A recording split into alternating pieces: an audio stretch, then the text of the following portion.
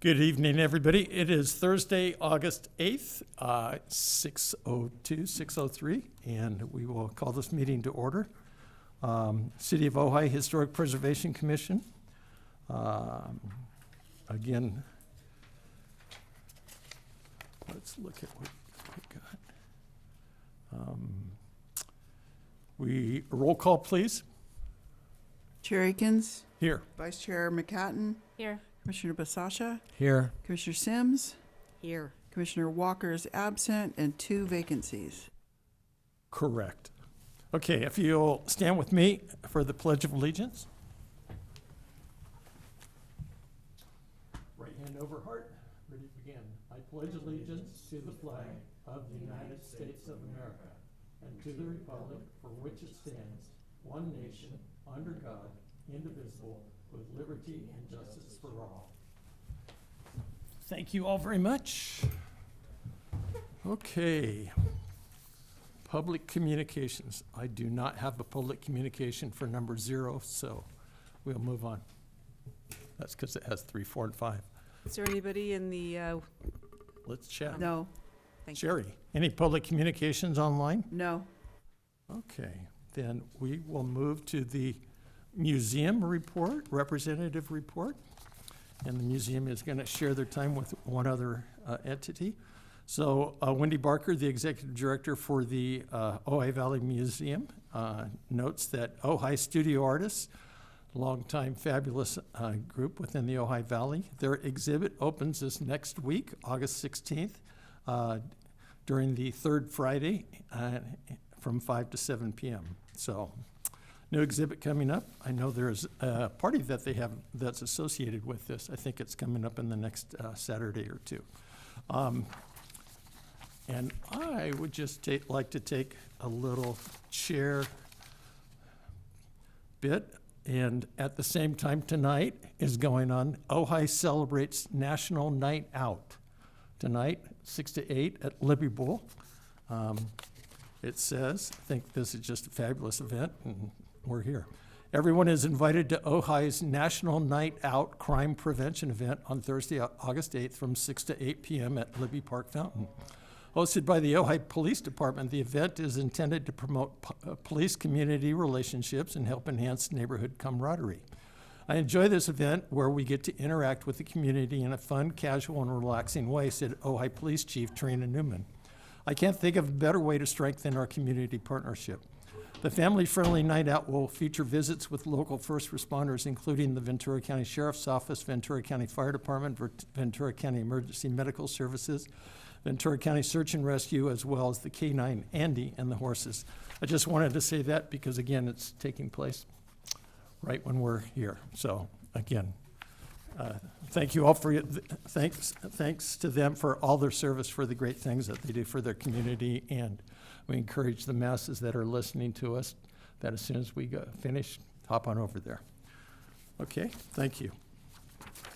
So we will now move to consent items. We have the minutes for July 11th, 2024. Are there any changes? Any additions, any corrections?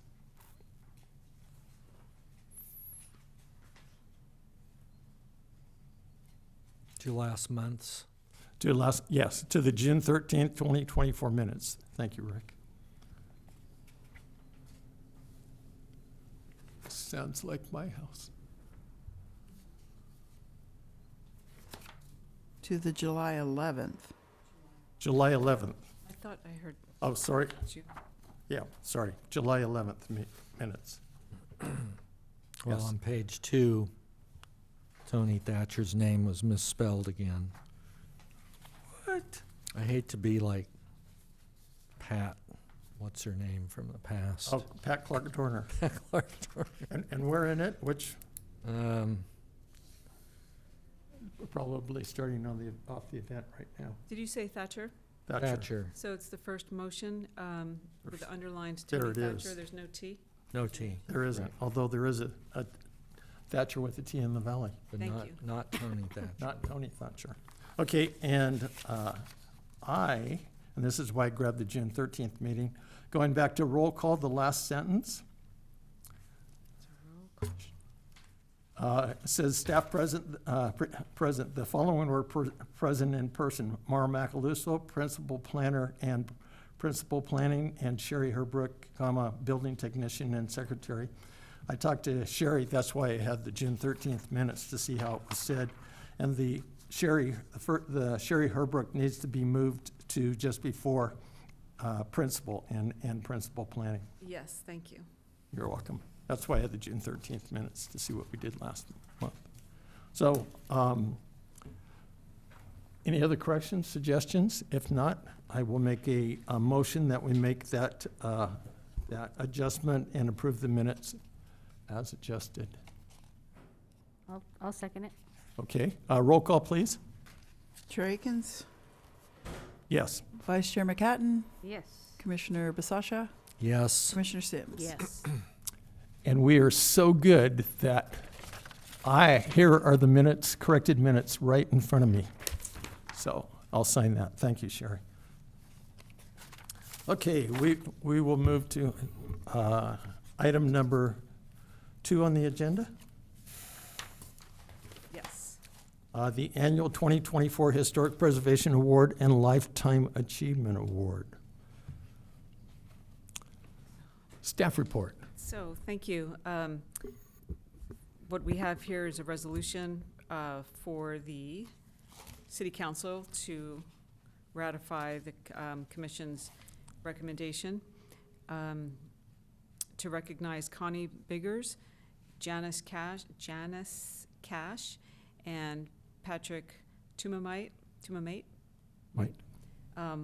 with the City of Ojai Annual Historic Preservation Award for 2024, and Tony Thatcher as the recipient of the 2024 Historic Preservation Lifetime Achievement Award.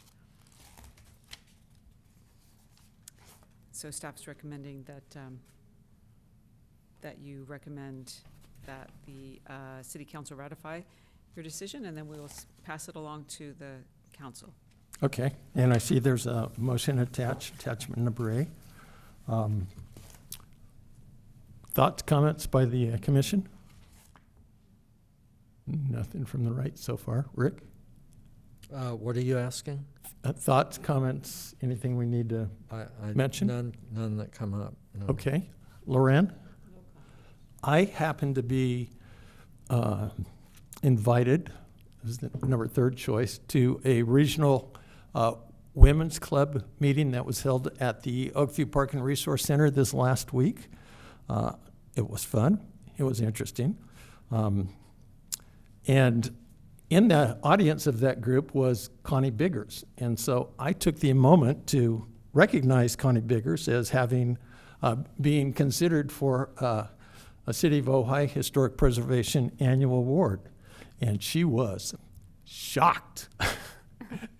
So she was shocked. There were probably, I'm guessing, maybe about 80 women there from Central California. Connie Biggers was shocked, and everybody else was thrilled and happy and clapping for her.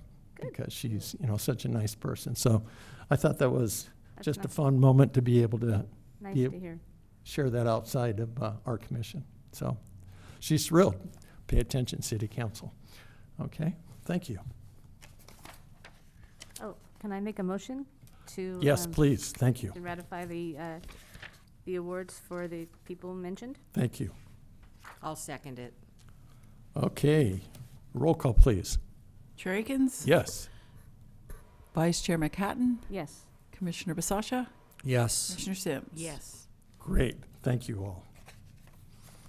And again, normally that is held in the December meeting, early December meeting.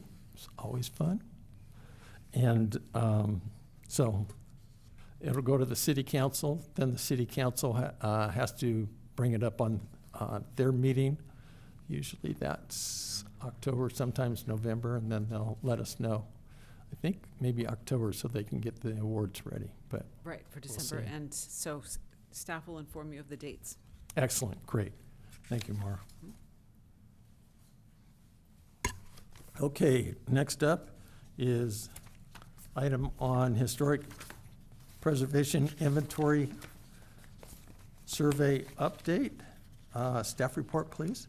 Yes, so at the previous, the last Historic Preservation Commission meeting, the commission requested that the Historic Preservation Inventory Survey be updated.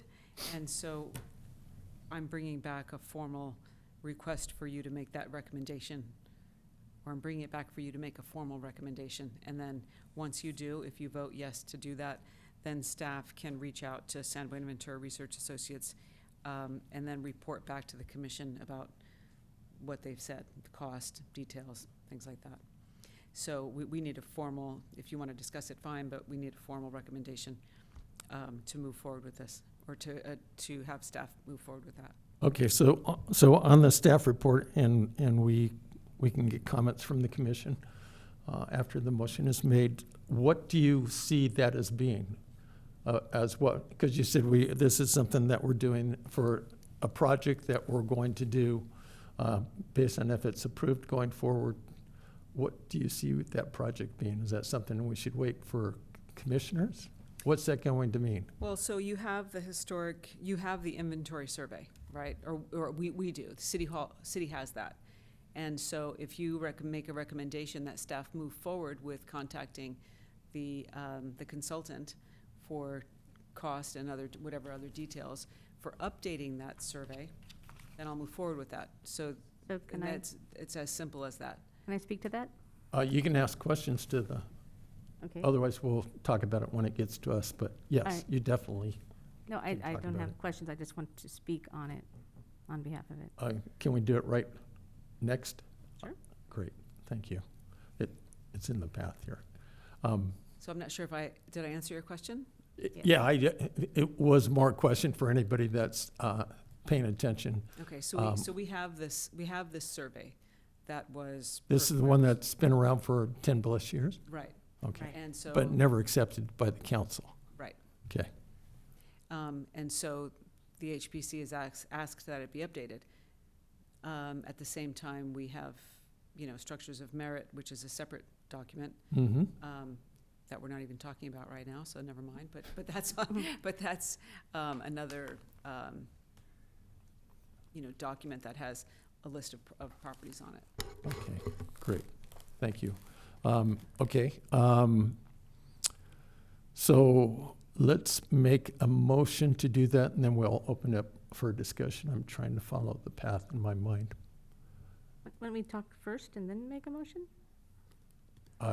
Usually it's questions to the staff and then discussion about what, why not? Okay, so this historic resource screening survey for the city of This is number Ojai 3. was something that was requested by the city back in, this was made in March 2011. And through our education and research, we learned that it needs to be updated every 5 years. And so I contacted Mitch at San Buenaventura Research Associates. I asked him to give us a dollar figure, how much it would cost, and then I asked it to be put into our budget. And at the time, Leslie Rule was our council person, and so she explained the need for it, and it was approved into budget. And so I would like to, we know how much it's going to cost, and we know it needs to be updated from the state of California. It's a requirement that we have a survey that we let everybody know that we are keeping an eye on our inventory, because that's part of our job. And so Craig Walker offered to be the liaison to Mitch to answer any questions that he might have. And it is just an update. A lot of the, it'll look from a little, because 11 years have gone by, so whatever that 50 years, it'll be 11 years before it. And it should just be a pretty quick process. And I'd like to get that approved so we can contact Mitch and get that going. Okay, thank you.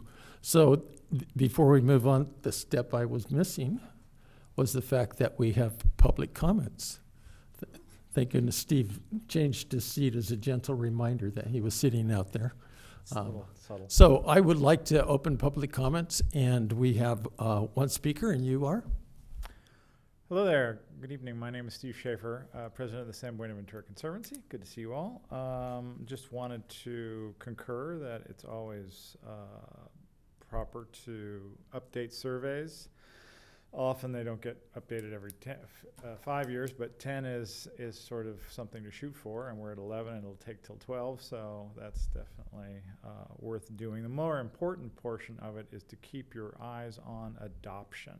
So you tend to do these reconnaissance surveys, which are done from the public right-of-way. People surveyors are driving around, they're looking at buildings, they're seeing if previous buildings have been altered and are no longer historic because of alterations. So that there may be some things that drop off your list. There might also be a whole new range of buildings from the 60s and 70s that come onto the list because they are now historic. They're now more than 40 or 50 years old, depending on where your thresholds are. In addition to that, you'll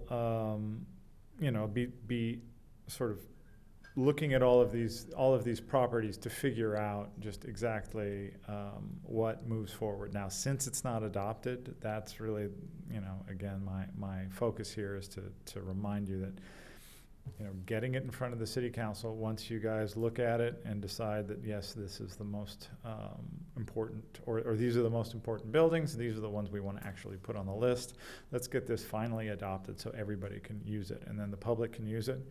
People who are buying land can use it, people who are developing land can use it, and people who have historic buildings can look and say, my building's been found to be historic. I can use the California Historic Building Code or possibly a Mills Act or something like that on my property over time. So thank you very much. Great, thank you. Sherry, are there any other speakers for item number 3 online? No. Okay, thank you. Gina, did you? Yes. So, yeah, I do think it's important that we do, I think the adoption was just kind of a oversight the last time, and I really want to make sure that it does get adopted.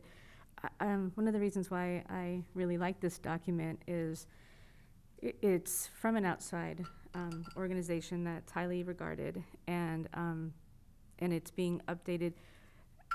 A survey that the city paid for it 11 years ago and is now in our budget to do it again.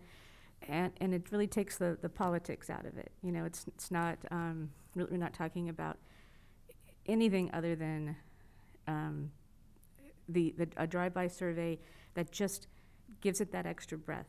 If, most of the time, somebody at the planning desk, you look at it and it'll be a 2 or 3, and you just move along on your day.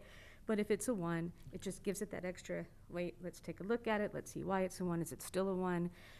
And it gives that discussion. It doesn't really come to us yet. I mean, it's mostly just, it's a planning tool, and it's a City of Ojai tool, and like you said, other people in the city, that it sees it first. And so it just kind of gives you that breath to go, let's take a look and why it's a 1 and why it's thought about as being a resource for the city. And then from there, depending on what's going to be done with it, and it would come to us or not. But I really like this document because it's so useful for so many people in a non-political way. So I'm really looking forward to getting it adopted this time.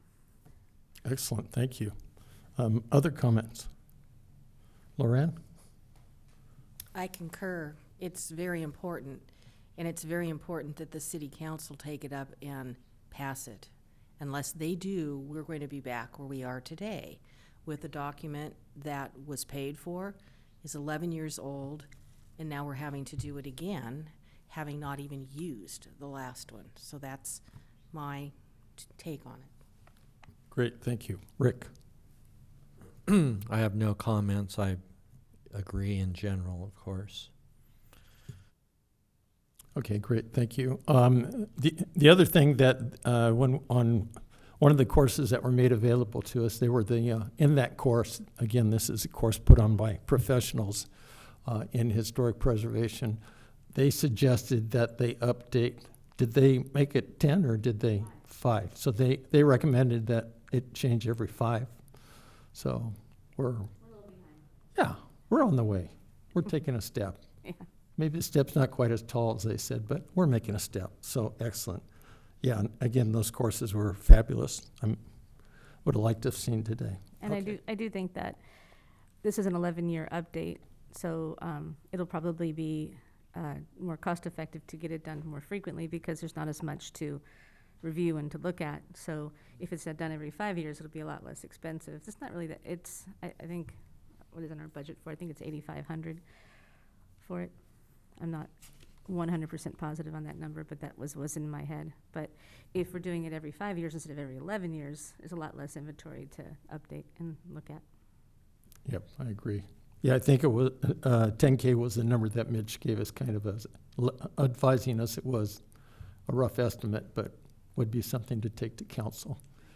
And as you mentioned, we appreciated the support of the city council in coming in a bit late, but still incorporating that in the budget and hearing us during the open session for any budget changes.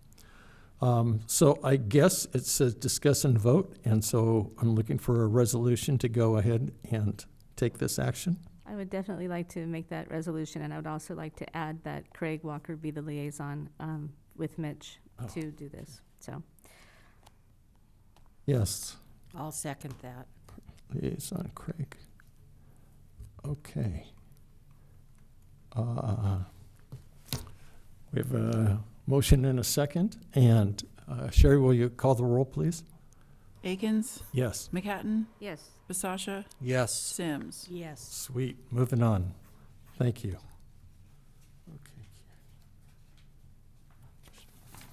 Okay, item number 4. Item number 4 is the proposed Ojai Civic Center Historic District, otherwise known as the OCCHD, Ad Hoc Committee's Progress Report. Staff, please. Thank you. So, well, this evening, the recommendation is that you discuss any ad hoc committee progress. At the last meeting, Vice Chair McHatton reported that she and Commissioner Walker, were working on a document similar to the Structures of Merit list. That's a one-page information document that's more up to date from the previous version. And with that, I'll let you discuss. Okay, thank you. So there's a couple things that I'd just like to talk about.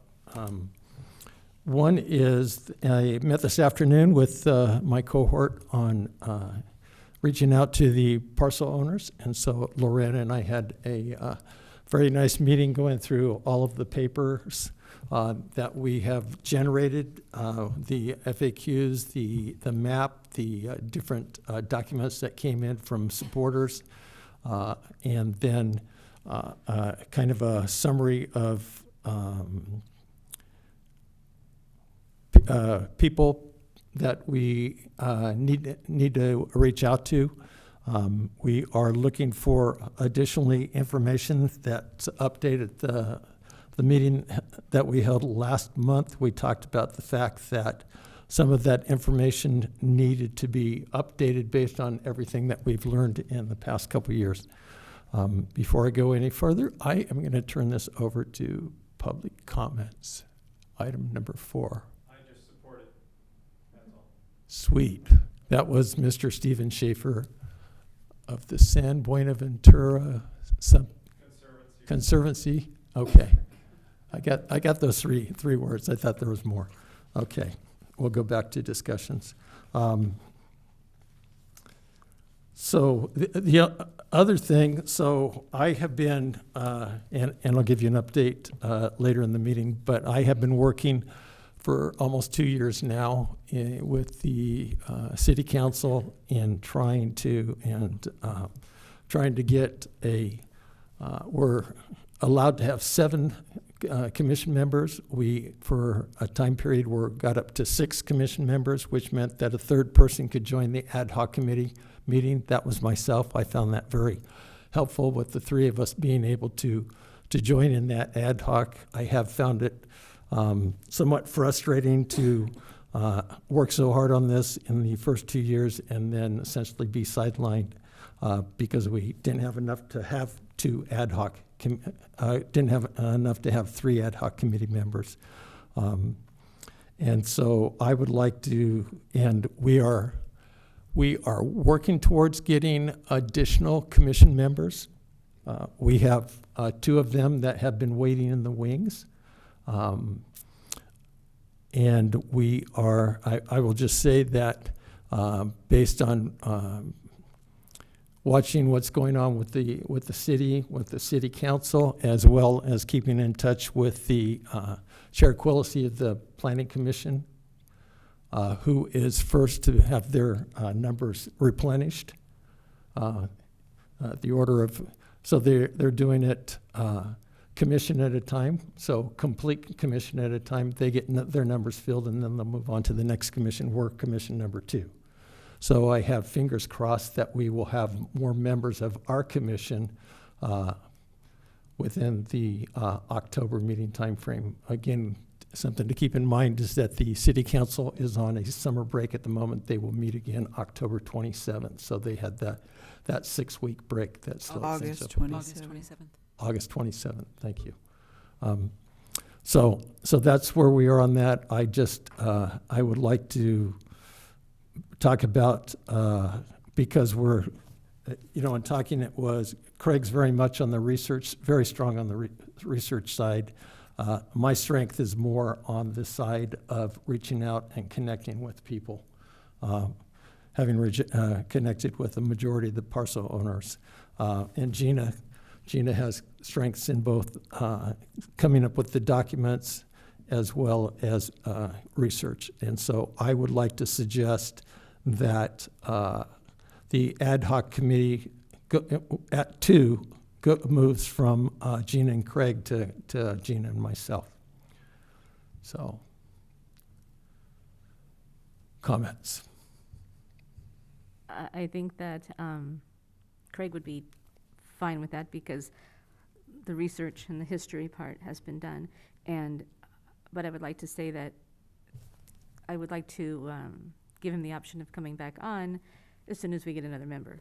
Of course. Okay, so it'd probably be for a month or 2, but it limits our ability to talk. So I think it would be good for right now that you and I are able to communicate and stay within our, not have a daisy chain situation. We don't do daisy chains, just so you know that. She was just using that as a graphic example. Okay. So yeah, I mean, I think that's fine for the Okay. couple of months that it would give us a chance to just stay more up to date on what's going on instead of having to wait for this meeting. I have a question. Yes, So new members to this commission. yes. Will we have an opportunity to see who those people are so that we can weigh in on them? Since we have to, essentially work with them and we have to be a team. I think we're a team. And I think we need to make sure it continues to be a team. Mm-hmm. And I think it's important that we all have knowledge of who these people are and perhaps a say in who comes aboard. I just think after watching several city council sessions go a little off when it became time to discuss how a commissioner is seated, I think that if we open up that can of worms again, we're all going to be really sorry. I think we got the best compromise that we could, that we're going to have, is it the mayor, the chair, and A rotating council rotating member. council person. And our chair will then communicate to us about who it is, and we can always have suggestions and bring them to our chair, but if we ask for any changes and then they end up going back to the drawing board, we may not end up with as good a situation as we're in right now. Can I ask a question? Certainly. I've sort of been curious about this too. So is it customary that the chair of the HPC goes out and sort of vets and recruits these people? I mean, I know the city council ultimately signs off on it, but how actually does it normally work? So I will tell you, since I am acknowledged by the person who's running this as the most aggressive Uh-huh. commission member. We have a commission that does not exist anymore. Parks and Rec does not exist anymore, or Okay. hasn't been, although they have candidates, I'm told. They had, we'll just, that should answer part of your question. So a lot of it, so I talk about this council that I've been seeing them for almost the last 2 years. I've been monitoring anything that has to do with the commission since I joined, and that will be 10 years next month. So I've been going, any council meeting that has anything to do with commissions, I've always gone to. So is the answer? The then- answer is, I asked what is customary, because Yeah, I'm ignorant. yeah, sorry, I was getting to that. So I've seen all of the different iterations. The iteration used to be that the mayor made the selection, period, just the mayor. And then it moved from the mayor to a council member. And remember, the mayor used to be a rotating person rather than just an elected thing. And then it moved to a mayor and then a council person. And then it moved to, then it's gone back and forth on that. The current iteration, and we actually had when we nominated the last commissioner to our chair, it changed a lot when we went to districts. You know, all of a sudden we had to go to districts, and we had 5 chairs. I was there when they talked about how many districts they were going to have, the whole thing on. So then they went to 5 districts, okay? They felt like each council member should be able to nominate their own individual each council member, the mayor, should be able to nominate their own district person, and at one point, nominate them to fit in their term. So if they finish their term or they resign from their term, their appointee also left on the commission member. But you could see how that is not into a good commission, because you work on your education and you're working on learning, and then all of a sudden, it also makes it a lot more political when it's attached to a council person. So to continue with that, so the chair of the commission, who you would think would know the most of what's going on with the commission and what the weaknesses are. Again, that's, just from typical recruiting from a corporate standpoint, and going to the person that's hiring that. So the chair doing an interview has not always been on there. Like I said, it progressed from the mayor to the mayor and a council person, not to the chair. The chair has been on and been off, been on and been off. So in the current, when they came up with the rules, just completed that about 4 months ago. Keep in mind too that whenever the rules are put in place, so December 1st, the rule is in place. Then there's a waiting period for that rule to be in effect. Believe me, it seems like it's forever in doing that. So they came up with a set of rules. Okay, they had everything in place. One of the things that they all these little intricacies. So they selected an individual for a commission. I'm not going to get in the details. That commission, that member that had been recommended by 2 out of the 3 individuals was put forth to the council, and the council rejected that individual. So what the council then did was for a commission, a potential commissioner to move forward.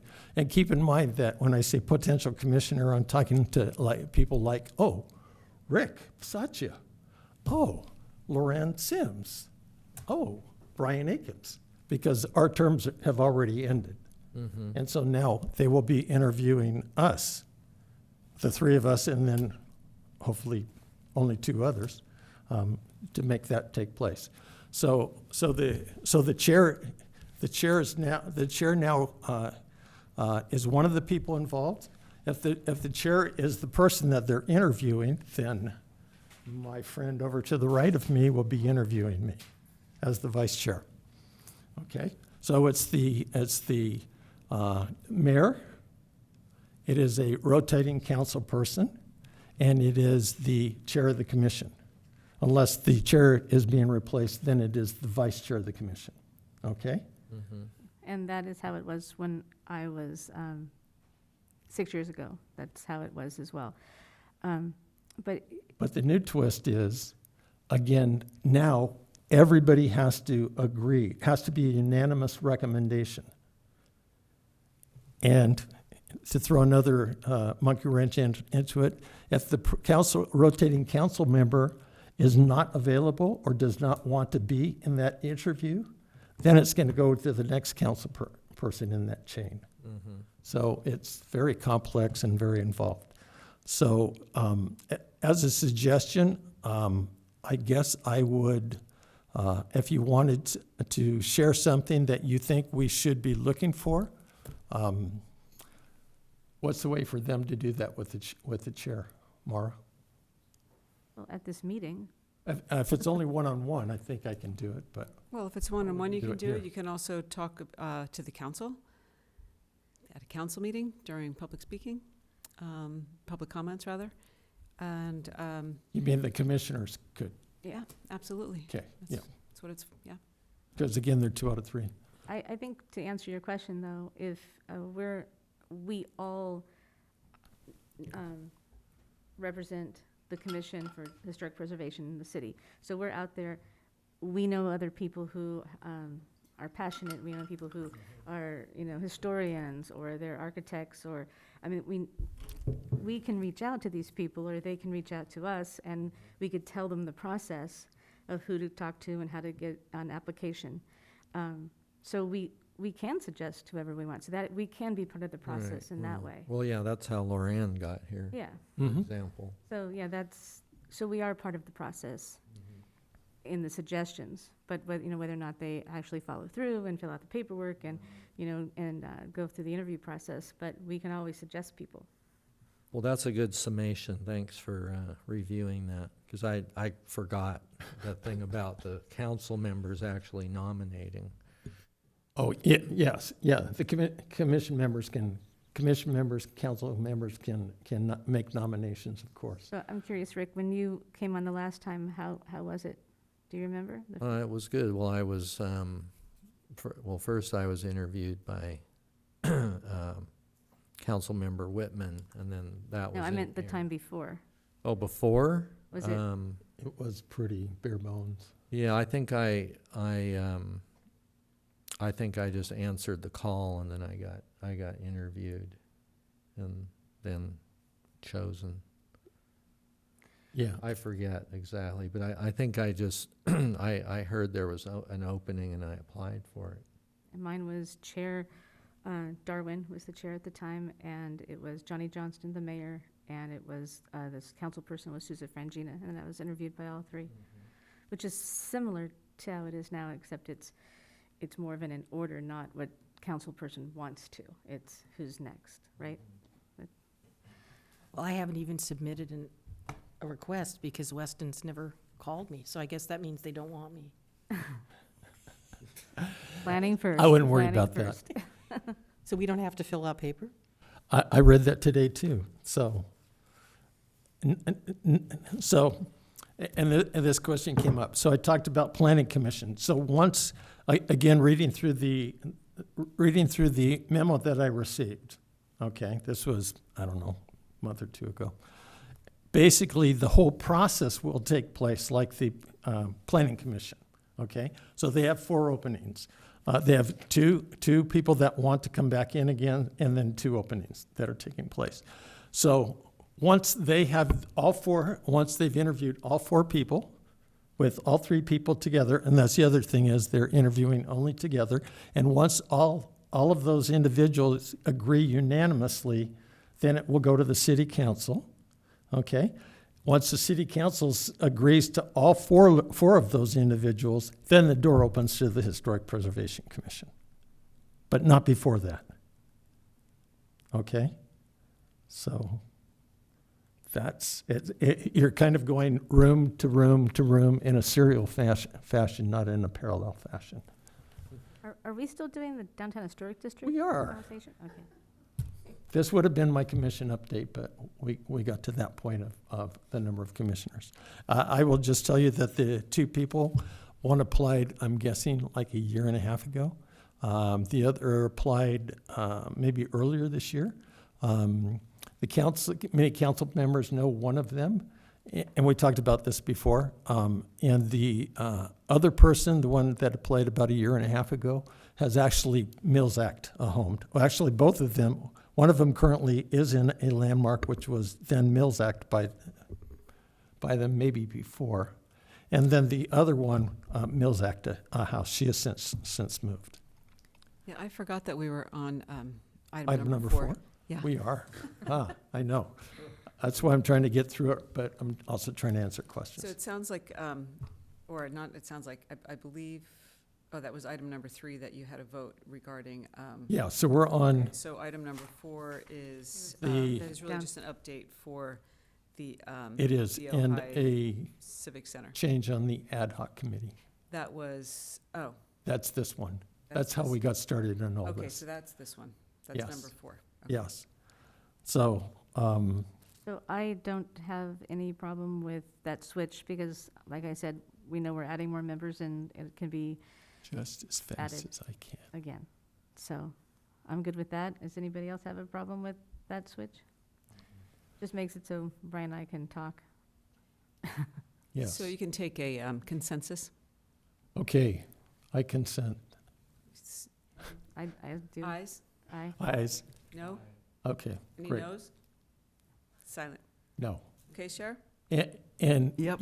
yep, and as soon as we get 6, yes, we're going to 3, just like we did when we, Okay. on the last one.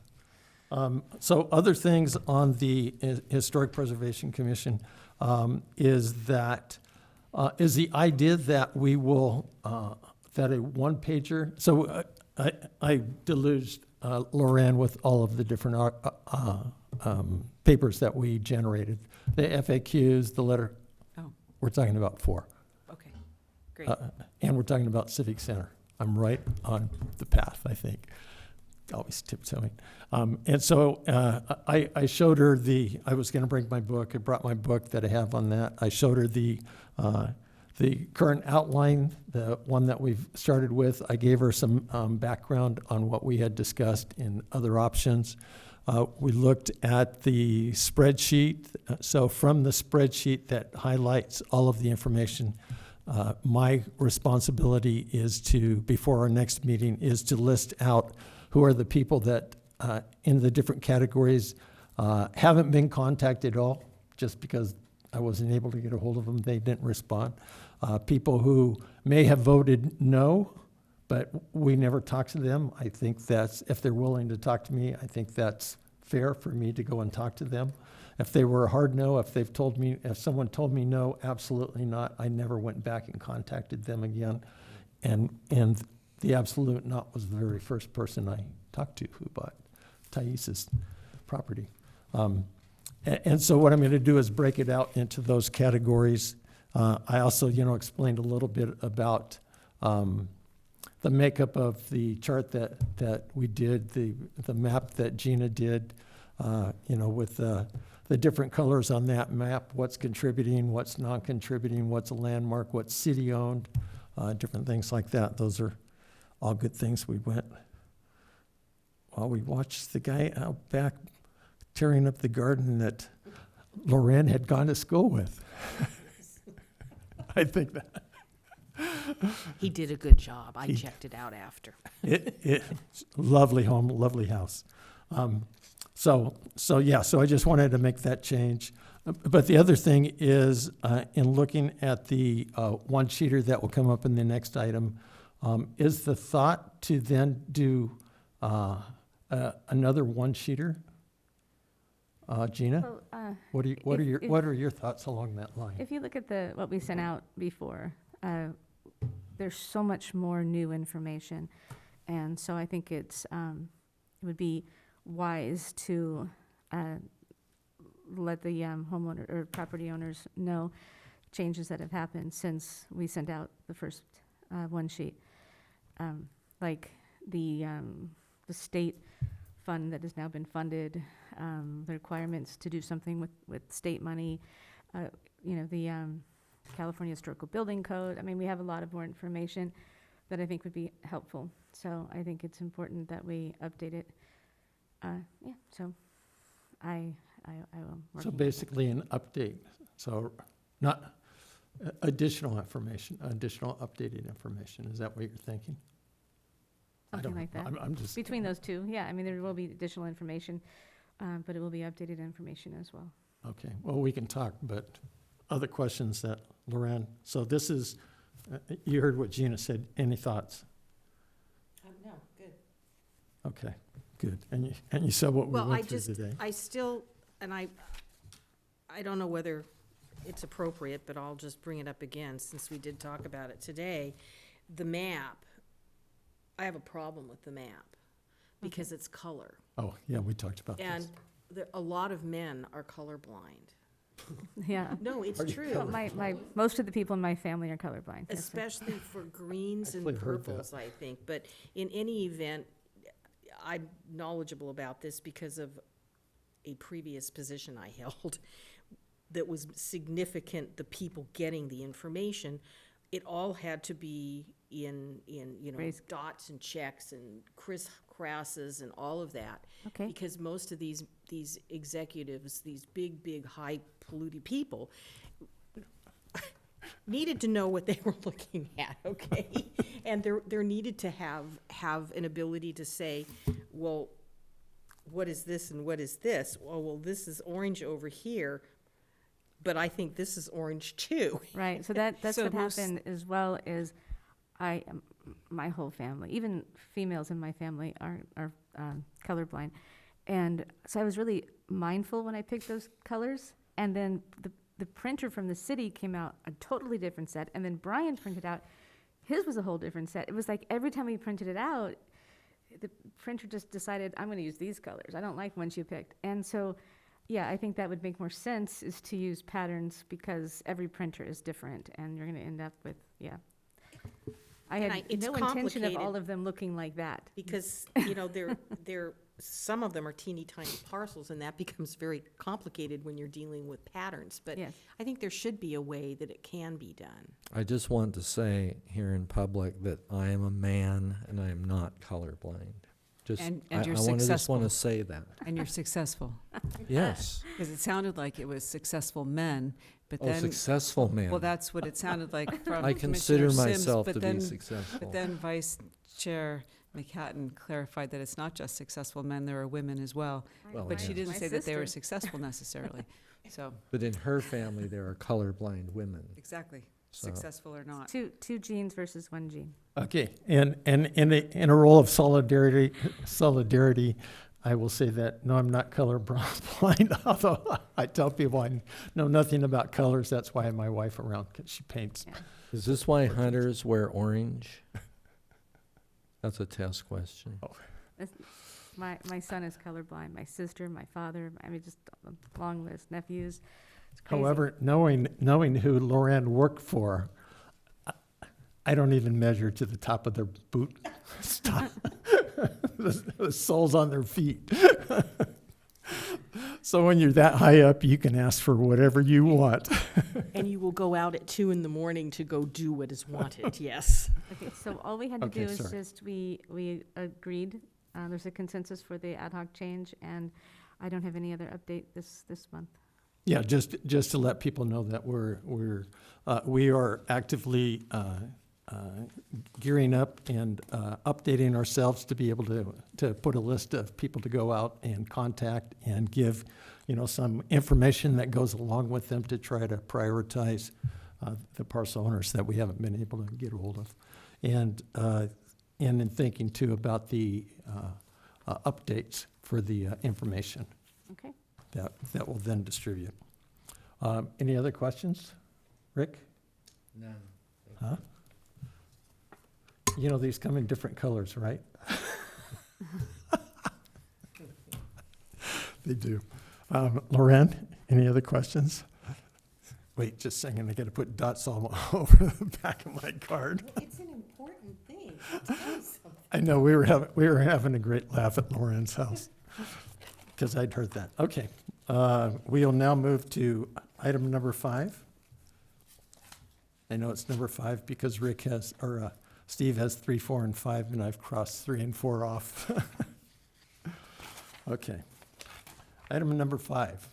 Item number 5, structures of merit, and ad hoc committee report. But however, before we get to the ad hoc committee report, on July 11th, the commission discussed items that include, along with staff's administrative report to the city council, there was a recommendation to include an updated list of the structures of merit prepared by Commissioner Walker and a Q&A prepared by Vice Chair McHatton, and also for Commissioner Walker to make a presentation to the city council. However, after the meeting on July 11th, staff received some direction that what goes to council is going to be staff's administrative report and the list of the proposed structures of merit that are being recommended for adoption by the city council, and that there was a request that if the commissioners have anything additional to add, that they forward it separately from staff. They can forward it to staff, and then we will forward it to the commission. But it won't go along with staff's administrative report. What'll go to the council, I know I'm repeating myself now, from staff will be the administrative report and what the administrative report is asking for, which is to adopt the structures of merit. The other thing was regarding Commissioner Walker's presentation. So 20 minutes is just, if you've attended and watched city council meetings, a 20-minute presentation is just, it's too long, it's too intense. And so the recommendation is to knock that down to 5 minutes, and Commissioner Walker is fully aware of that and has prepared a presentation that we're going to look at tonight. He's not here, so Commissioner Basasha is going to be presenting it, and I've got a PowerPoint, so we'll do that in just a couple minutes. The commission also asked staff to report back on a question about places of worship and whether or not they were exempt from historic preservation. Again, that was at the July 11th meeting. So the response, and I've contacted, again, our legal team, because as I said at the last meeting, the legal team has been here in this meeting and has responded to this question, but I'm going to respond to it again, and that is Government Code Section 37361 exempts non-commercial property of a religious organization from historic preservation if the religious organization objects to the designation of as a landmark under California Government Code Section 37361B, and also the religious organization determines in a public forum that it will suffer substantial hardship, which is likely to deprive the association or a corporation of economic return on its property, the reasonable use of its property, or the appropriate use of its property in the furtherance of its religious mission, if the landmark application is approved. So the conclusion of that, in more simple terms, is that the city may adopt a religious structure as a structure of merit if the religious entity does not protest to the landmark designation or the property is used for commercial purposes by the religious organization. To be non-commercial for purposes of exemption from historic preservation, the property's use must be related to the religious entity's owner's fulfillment of its religious mission, but not for profit making. This information is going to go forward to the city council, and staff, along with our City of Ojai's legal team, is preparing the administrative report, and it's going on August 27th to the city council. Well, I guess it's do we- good that we're not Ju- asking Yeah, just a second, real for quick. landmark status. Yeah, This is not- just a second. So is it confirmed that we're on the 27th now? Yes. Okay, sorry, Gina. Okay, Just wanted to So, put so that in concrete. this is not a landmark. We are not asking to be landmarked. Thank you. So the, that's correct. And you know what? I'm literally reading what was provided to me, and the question was regarding structures of merit. Right. And it's possible that, and I don't want to guess anything. However, it has been made clear to me that a structure of merit, they may request to be exempt, and this is going to go before the city council, and information that has been legally vetted, will go along to city council, and you're all welcome to go to the city council meeting, of course, Okay. okay? We just need to make sure that the city council, once again, is getting accurate information, that we're not landmarking. So that doesn't really make any sense, as well as the only thing that they could be exempt from would be to prove that it was a financial hardship. And I think the using of the historical building code would prove that it actually is a help to these structures, not a hinder. So are you ready for a presentation? I'm ready, but can I say something first about it? This is by way of introduction. So, as everyone knows, Craig Walker is absent tonight. So, at the very last minute, he asked me to present this as best I could. Of course, he is the master, the undisputed master. But one thing he made a big point of is that he would like to have any comments from the commission about any ideas that they might have about how this might get presented, because nothing that he's done so far is written in stone. He could always change something or add to it and so on. And as far as I know, what's being the sites of merit that you're seeing, which he shared that file with me, and it's not all of the sites of merit. It's only certain ones, and it's meant to be, as he said, an advertisement for it. It's not meant to be, this isn't meant to be completely comprehensive for the sites of Right. merit. But what he really wants to get across is some measure of them. In other words, for example, if you thought the examples that he's chosen aren't good ones and should be switched out, you guys could say something to me tonight, and I will note this and give it to him. And also, yeah, I forgot what else I was going to say, but I think we can. Oh, I know what it was. He wants to pretty much, of course, make it very short because there's only 5 minutes, but to get in the year it was built, the architect, and one factoid about it, why it's important to be a site of merit. So most of that, I believe, is written on each picture, right? So I'm merely just sort of a facilitator on what's going to be up Right. there. So when Craig and I spoke, or Commissioner Walker, when we spoke prior to him kind of cutting this down, it was, instead of a show, create a commercial, right? It's like An advertisement. an advertisement for what it is the that idea. that the HPC is trying to do, Right, and what it is all about, right? It's right. It's, I'd prefer to use the word educate. Yeah. I'm going to call timeout right here because, of course, I have a number 5 and we have a public comment out there. sure, and And I then think- I'll put the presentation on as soon as you're ready. Great. Well, thank and actually, Sasha will. comment after your presentation? you. Wow. I finally remembered. And I'd love to see the presentation. yes, yeah, that's fine with me. We'd love to see the presentation. So just one question on what you said, Rick. So it said so is it the plan to recommend all of the properties that we saw and that we voted on last month? Is that what's planned to be recommended to the council? However, on the presentation, you're only showing a sample of those. That's correct. Yeah. Okay, In just- other words, some of them are missing, that are in the materials in here. Yeah. There's probably, I'm off the top of my head, there's like 6 to 8 that are missing Okay. out of here. Okay, I just wanted to understand that for sure. And it could be, I had the thought looking at it was, are some of these actually the best example to be showing? I don't know. It's a cross-section.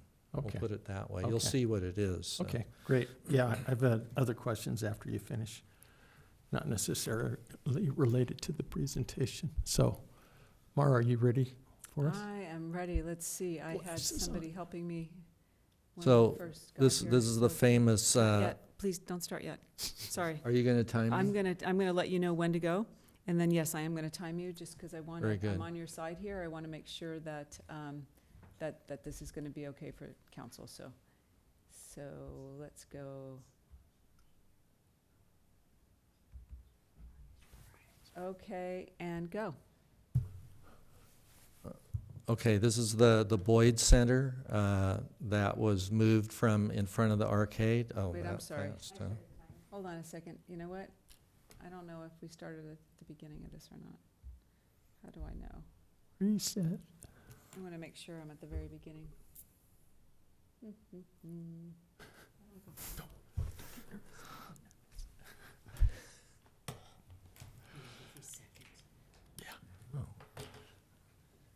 there a way to go backwards? Should we do it this way? Oh, yeah, here we go. All right, Tell me when you're ready. sorry. Oh, I think we are not ready. Okay. My famous stopwatch for trying to get everything down to 3 minutes. Let's start here. Go. Okay, this is the Boyd Center, which is now in Sarzodi Park, which originally was in front of the arcade and moved in 1957 and was used for all kinds of things in the community through time. This is current-day Matilaha Junior High School, which until about 1966 or 7 was Nordhoff High School, and this was designed by architect Roy Wilson, who also did other school buildings in Ojai. This is the Arts Center, which is in downtown Ojai, a famous performing arts center. Major Drawn and Chalfont Head and Willard Francis all helped Austin Pierpont design this for the community in 1939. And this is what used to be called Gray Gables, now the Gables of Ojai, which was where AARP was born and was started out as a home for retired teachers. This is the Presbyterian Church, designed by architect Carlton Wilson in 1930.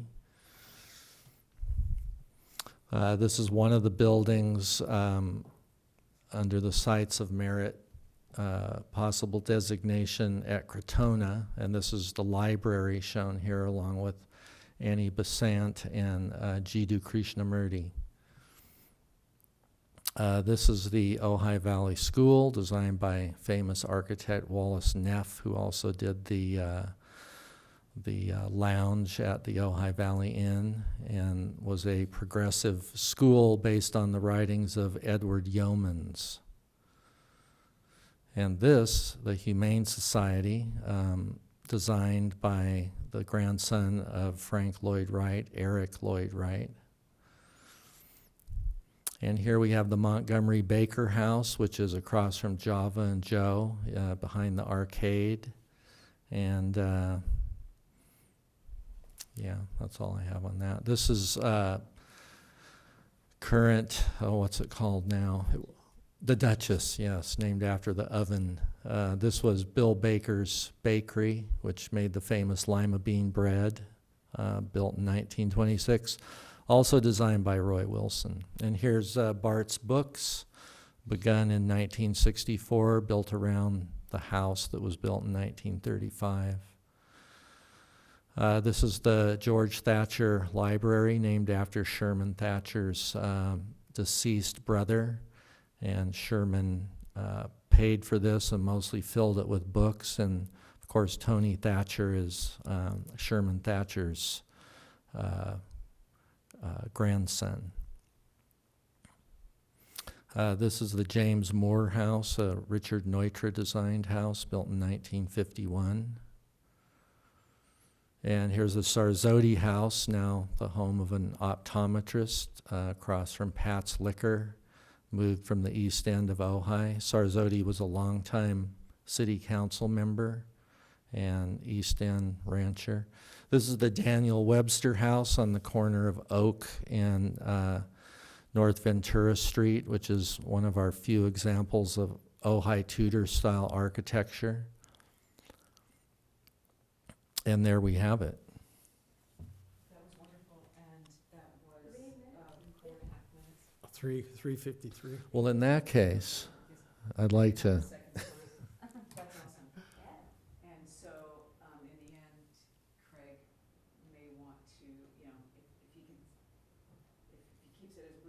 Who's talking? I can't hear him. Sorry, Shara, it's Maura. So that was wonderful. It was under 5 minutes, and if Craig is the one that's going to be presenting at City Council, and he speaks as concisely as you, then he may be able to say some of this that's on the end of the program here. And that was beautiful. And having seen the full presentation, this was a beautiful summary, right? Just a chosen few. So thanks. Okay, Mr. Schaefer, do we want to open public comments again? That looks like an affirmative. Public comments are open. Thank you, sir. My name's Steve Schaefer from the San Buenaventura Conservancy for Preservation. I actually had a question on the staff report from when I saw it, and you reminded me of it. In the section, Government Code section exempts non-commercial property of a religious organization from historic preservation if, do you see that? There's 2 bullet points, but there's not really an and or an or, so I'm not sure if they're both required. Bullet points are tricky that way. I don't think they are, and I would just recommend that if a religious organization does not want to be a part of this, you just let them not be a part of it, because that is accurate.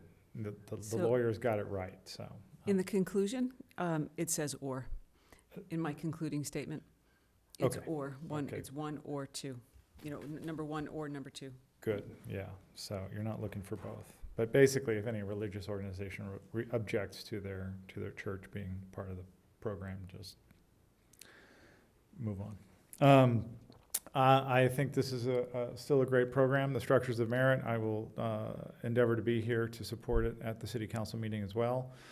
I think it would be great to maybe tell everybody up front how many of these you're showing. I think there were 35 Structures of Merit. I don't know if there's still 35. 35, 37? something like 37, 30. I mean, I think a nice overview, or whatever that was, 16 or something like that, or do we have an idea of how many And that actually, this is public comment time, but I Yeah, would I like to know. interject and just let you know that information will certainly be in the staff report. Yeah, So it doesn't, I don't want to take up Commissioner Walker's time, so that information is going to be presented to the council. yeah. I mean, even if Craig just, because I'll let him know too, but even if he just basically says these are 12 representative examples of the 35, just so that the audience, who is the city council, and the people in the audience who have no idea or are watching on TV don't know that there are 35 or 37 without you telling them. You know, I mean, Maura's going to tell them, and it's going to probably come up again and again, but people are going to really respond to those visuals. So that's what I would want to see right at the beginning. I think it's great to talk about it as an educational, but it is a snapshot, as an overview, and that's going to work great. I think I've seen it. I just saw it for the very first time ever, and I think that's going to work out well. So carry on. That's a great. Thanks for that suggestion. That was the kind of input he was seeking. And also, if anybody else has input, like Stephen just shared on the presentation, Craig really did stress that with me, so let me know. Well, I just have it was wonderful, wonderful. If he can add one more to this, I think Friends Service Station would be a good thing to add, because it is right in the middle of town, and it's a well-known, And it's Tony Thatcher's. well, it's Tony's, and that's the only thing here. We're gonna have a couple of his, and I don't know. He was important, the Thatcher family, so I just think that's particularly a wonderful building. Well, and that's also an Austin Pierpont Right. design. Yeah, so you've got one of those already, so. And you had a meet in Requa? I think, I think there was, one of the first ones was done by Well, Meet in I'm not exactly sure what his logic was in choosing what he did, but I might think that it's sort of a cross-section, because it seems like there are some that are more notable in a way.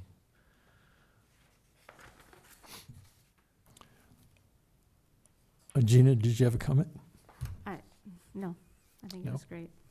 Okay. The only thing I'm concerned about is the 5 minutes being restrictive. You did a great job, Rick, in going through that. Because we're in the Olympic mode time, I will just tell you that it was 3 minutes, 53.43 That's seconds. the same time I got. There we go. But I do, Nice tie. so the presentation as at 5 minutes. But if the council then has questions for Craig, that is outside of that 5 minutes. Right, it's just about the presentation. Mhm. Okay, thank you. Okay. And does he have any time to introduce it, or is that sort of included in this PowerPoint? You know what, you're going into more details than we're directed. It's just the Okay. presentation to not be a 20-minute presentation, So, and knock it down to 5 minutes. And so he was fewer than 4 minutes. And so if he were to give a brief introduction before jumping into slide number 1, certainly there's time for that, right? No, that's kind of what I'm saying. Yeah, But and very I, brief. and I was surprised that there wasn't a little something, even if it was just, a couple of sentences at the right. beginning. And so I think that's definitely going to fit in there. So Okay. that's a comment Okay. to him. Do you know where the 5 minutes came from? The city manager, city council, it was directed down to me. Oh, okay. So city manager or city council? Is that just? You know what, Chair Akins?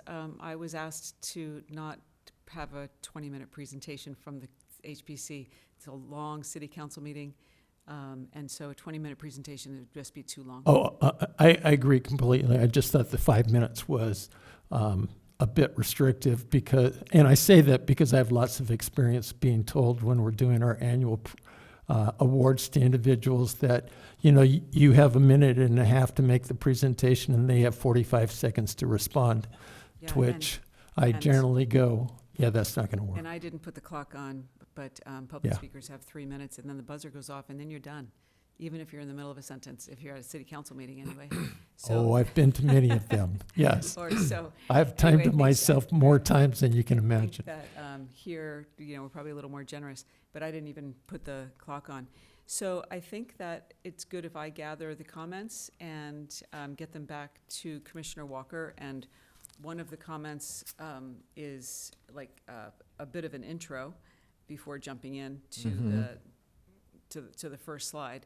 And then also, Commissioner Sims, you were suggesting I was just suggesting, but he's done a great job, so let's just let Commissioner Walker. Well, he did stress that he is open to, trading out any of them. So, I mean, like I said, this is not coldly written in stone. He's not going to be offended if you have some input. Right, and so if there's something that you think is a great highlight, let it be known, and he can make a decision whether to Yeah. put it in or not, and there could be a consensus here if that's a great idea. And maybe he can fit it, maybe he can't, or swap.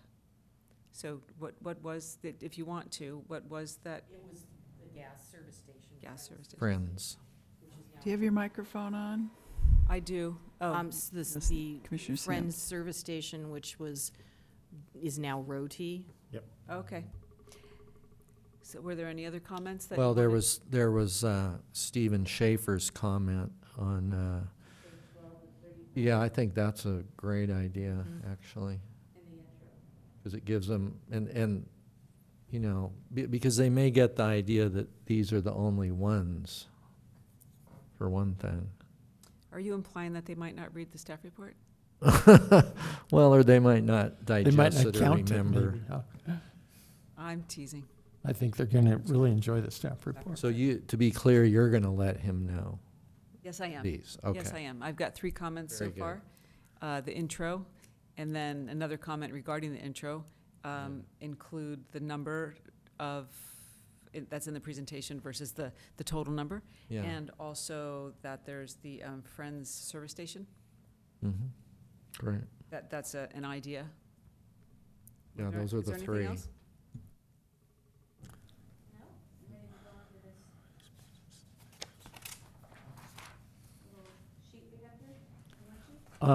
So and the other thing then that will it be part of the staff report on if there's any religious institutions that have protested? The information regarding the legal information regarding exemptions will be in the staff report. The staff report's not complete yet, so I But, don't yeah, wanna make I'm any- just I don't want to make wondering- any promises, but I can't imagine that wouldn't be in there. And also, Okay. if there have been people that have objected, that's going to be, they're going to get that information because it's public comments that we've received that I've got to pass along. So they'll know about the religious institutions or any other people that have sent us a message. Oh, okay, that's. Hey, before we, Here, sorry. just a sec. I see one is being required. I think the other comes across as just additional information for them to understand. Because the religious one seems to be a requirement that we should pass along to the city council, that you would in your staff report. On the other individuals that have protested, I think that's kind of not necessarily a requirement, but possibly good information for them to know. We just want to make Absolutely. sure they're getting correct information, because we're not speaking about landmarking these churches. And the staff report, it was all about landmarking, and that is not what a structures of merit list is. So we need clarification for that, because we don't want wrong information to go to council. yeah. Yeah, no, I agree with you on that. It wasn't my question, and we've had this discussion, Mara and I, before on the protesting properties and the properties on the religious. She's, relayed information to help me understand. Did you have a question? No, I just had I found a spelling error that came out at me on page 7, describing the Presbyterian manse. The word nocciola, being an Italian speaker, that really came out at me. So that's. Within Craig, Commissioner Walker's presentation? No, well, in this written description. Okay, that's coming from your fellow commissioner. Where, where is it? Obviously not an Italian American. No. So where is it? Where's no chill? Attachment A, page 7 of Yeah. 15. I'm in there. Okay, so the bottom one, and it's like in about the middle on the Oh, yeah, far there it left, is. Nocciola. 1, 2, 3, 4, It's 5, Nocciola. 7th. Got it. It's missing. the Okay, thank you. Oh, I'm going to let him know that, that Nocciola has been misspelled. Yes. Thank you. It has to be Craig. Has to be Craig's here because Mara would never make that mistake. Nor would, Norgina, Norgina. Commissioner Sasha. Yeah. Yep, I missed that one. We're from different parts. Different parts of the boot. There we go. In my knew part, they that. spell better. Ooh. Yeah, but I haven't heard about your pizzas, but I've heard about Mara's pizzas, so, I don't make pizza. There you go. yeah. Okay, so do we have any other questions for this item, for item number 5? Loren, Rick, Gina? Okay. Gina, Oh, I'm sorry, yes. Sorry, I was just on the early pages. We're going to the back. Where would you like us to go, Gina? To There we go. the one sheet, Attachment the one with the Attachment giant B. red print all over it, that one. Yes. So, it's only on the top and the bottom. yeah, you can do it on the sides and the back too. Okay, so I really want to say something, so I'm just going to, I wrote out my thoughts. When I was appointed to the city of Ojai to be a commissioner, I had the understanding that the commission was a branch of the city, maybe a small branch, but still a branch just the same. If it was a person, at least we were a big toe. We are part of the city. We are appointed commissioners to the city of Ojai. We work for you, in unison with you, for the city and for the residents of the city. Yet we are treated like an outside private sector historical society. We're not pushing a personal agenda, or we are not going to sue the city if we think you've made a bad decision. We are your commission. We have our meetings here in chambers. We are in an official capacity observing the Brown Act. Like the movie that will be playing at Libby tomorrow, Back to the Future, we are not shaking a coffee can in front of a couple of teenagers for quarters yelling about saving the clock tower. We are appointed commissioners doing important work for evaluating historic and cultural resources for the city of Ojai. For any document coming from us, like the Structures of Merit 1 sheet, it has been thoroughly researched and conservatively written. We continue to update our education. We contact our Sherpa offices, our state and national organizations to make absolutely sure the information that we put forward is accurate. So putting gigantic red ink font on a black and white document on the top and bottom, this document was not prepared, reviewed, or approved by city staff or the city attorney. It sows distrust. It makes property owners and other stakeholders feel like you don't approve of what we are doing as our job as commissioners. That the document needs to be reviewed by city staff and a city attorney. We are not going rogue here. We want this to be looked at by the city staff and city attorney because we are your commission. We are here to inform and educate. That devalues us. And I don't think it's the city's intention, but something is wrong here. So soon we're going to be bringing back the historic district and once again doing our job that we are appointed to do, doing our research, our education, and our due diligence. We need to go into this as a team. The city council may decide against this or against the structures of merit, but if they do so after supporting our commission to do our job that we need to do, by sending out information that informs and educates instead of scares them, then fine, that is their decision. But right now, I would like to put a request that our next meeting in September, that we invite Ben and Matt and Lucas to attend. We need to see the support. The residents of Ojai need to understand what commissions are. What qualified and passionate individuals would even consider serving and volunteering their time if they are consistently feel like that we are being portrayed as some sort of snake oil salesman and the city is just washing their hands of us, acting like, well, we're not part of the city's government. But we are. We are the city council's commission. Our commission really needs to get back to us on that next meeting on what you believe our commission is. Because I could honestly say there's not a single person that I've met and dealt with that I haven't really liked in the city of Ojai. And so I just feel like there's something off here, and I can't figure out what it is, but I know it's frustrating us as a commission.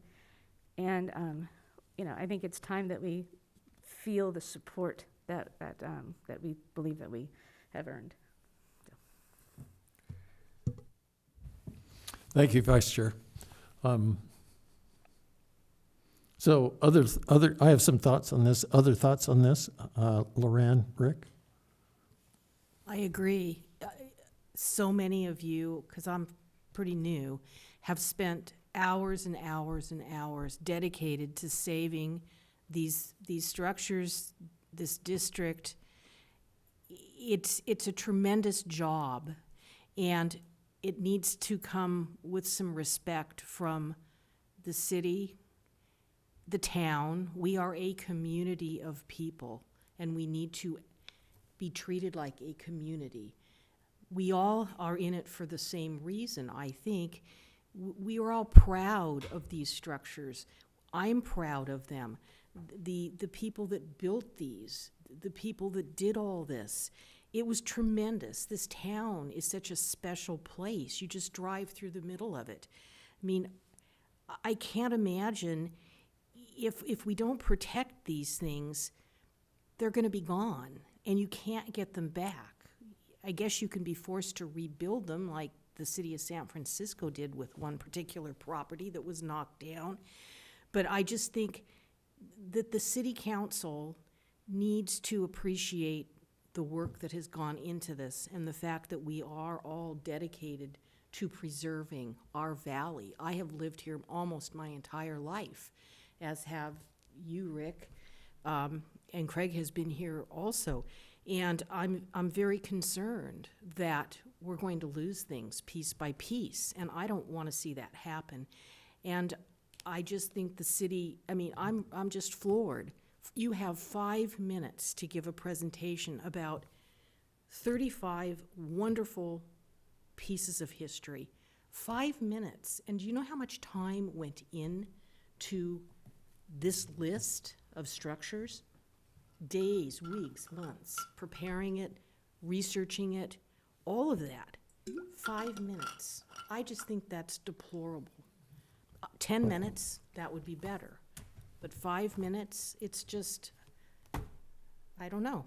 That's my opinion. And it is a small, like when we talk about the historic district, we're not talking about some big district. We're not trying to overstep. We're not trying to, it's such a small area. It's like 3 blocks. You know, it's easy to walk.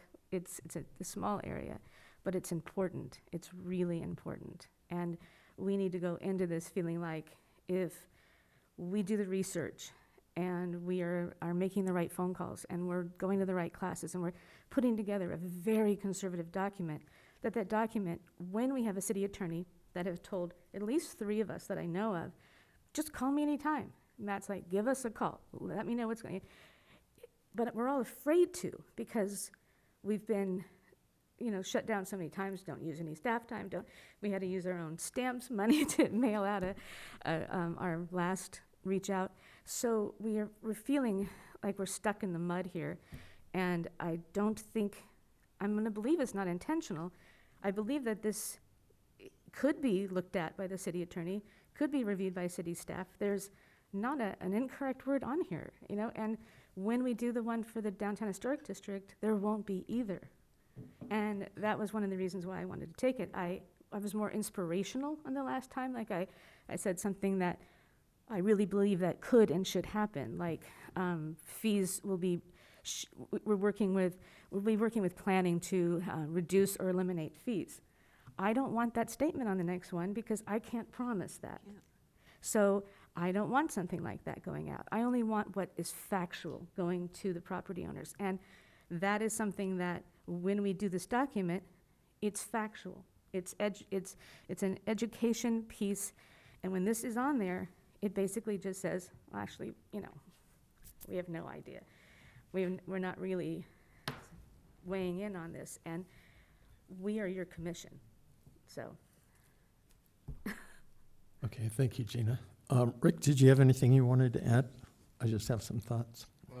Well, I for the most part agree with what the 2 commissioners just said. I have long been mystified by the lack of support, especially on the part of certain property owners in terms of the sites of merit and the pushback that we've gotten.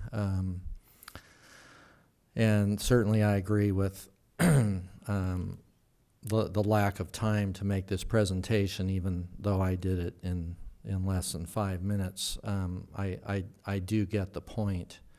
And I mean, certainly I watch most city council meetings, and certainly there's been a lot of time to devote it to things that are arguably not as important as this, because it's kind of a core of our town. So, to those in the business community who make their living from tourists coming in here, I would ask, why are they coming here? Why? A lot of it has to do with the charm of the town. What is the charm of the town? What is it? Just ask yourself these questions. And I notice several of the owners of historic homes really do a great job of keeping them up, and yet some of them are against this designation. Some of them, I think, because they don't understand it. And I mean, the question I would ask is, well, don't you want your house that you take pride in as a historic gem to be protected into the future. I own a historic home, 100 years old this year, and I would like it to endure through time as a historic house, not changed into something else. But that's just me. And that's for a landmark. I mean, this is just a mention, a structures of merit. It's just And mine a isn't even low-hanging a fruit site of here. merit. Yeah, exactly. I get it. Anyway, that's what I have to say. Thank you. Great, thank you, Rick. So in September 20th, 2022, I went before the city council. I had been working with the community development director all day long in going before the city council. And started off in a pretty good mood and finished the meeting coming very close to packing it up and going home. And part of it was the insinuations that I was functioning rogue. That was the only reason I went out and visited all of the people I did by myself, so that I guess other people couldn't. This wasn't a majority of the council, but there were, things that were said. One of the things they did point out, again, we had prepared many documents. Loran saw many of those documents, and something similar to this. And they asked who reviewed it at the city, and I said, no one reviewed it at the city. And they said, well, then which attorney reviewed it? I said, no one reviewed it. And they acted like that had been purposely done by me to run this by the city without it going out to any of the legal reviewers. And I pointed out to them that no, again, going back to not using staff time or attorney times, I was directed not to have it go through review. So this kind of goes back when I first saw that. It seemed a bit bold in the assertions, but I know in talking with Mara that she was following guidelines and trying to be very careful to label this so that it met the needs of the city. It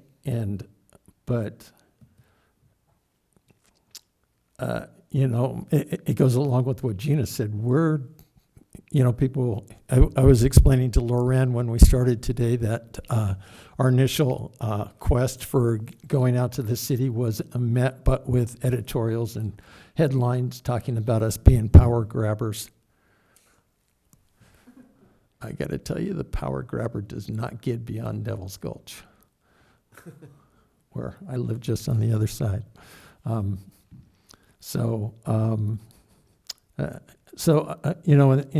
thinking about this, I wonder, and I think Gina referred to it, is why isn't this reviewed by city staff and or the city attorney? So I guess that's one of my questions for Maura too. Maybe get an answer to, or if she has an answer.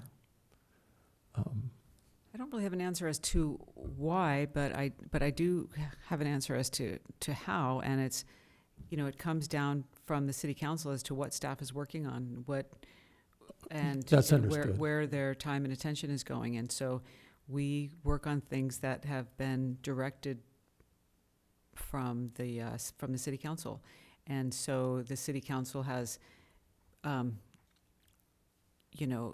had the joint meeting back in February, I guess it was, and April, okay, whenever it was. Of the previous year? We had a joint, Waiting. the last time we had a joint meeting. Last year, yeah. So, okay, and they said, yes, move forward with updating your structures of merit list. Uh-huh. And so anyway, that's, they went ahead and did that for the commissioners, but they didn't say, give you staff time.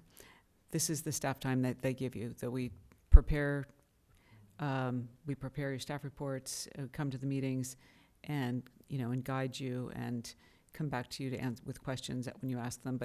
But and sometimes they direct staff to take time to do specific projects. this is not one of them that they've done. Understood. And it's a question for your, I'm not, trying to send you off to the city council, but it's a question for city council. They direct us as what to do, Okay. what we can do, what we can spend our time on. Right. I just think that one of my favorite stories is when the arcade needed to be retrofitted, and they realized that it was going to be too much of an expense. And you can see in one of the pictures right by Bonnie Lou's, there was like a smash, and they were going to like tear it down. And it wasn't until the residents realized what was going to happen that there was an uproar, that it was stopped. And I mean, and then the city ended up owning the arcade and being able to retrofit it in that manner. But people aren't aware until it's like the Joni Mitchell song, you don't know what you've got till it's gone. You don't. And the city, the revenue for the city would be very different if that arcade had come down and it was just storefronts that, were just like any other city. And so the encouragement to maintain the charm of the city, the flyer that Ben had made that just went out to everybody, that I got in my mail yesterday. It was all about how wonderful. You didn't get it in the mail yesterday? Okay, you did, yeah. It was just all about, the how important this city is, and I'm reading it, and I felt like the next time we need to contribute to it, because there's the story of the history of this town and why it's so special, and I think that the city working together with the commission that they appointed, and in this official capacity that we work in, we should be all working for the same goal, which is to make sure that Ojai maintains its charms and its resources.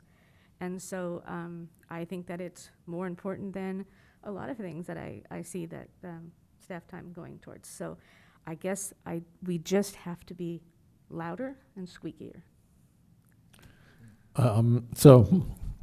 Again, I mentioned that Mara had mentioned, in asking what the progress was, had mentioned this.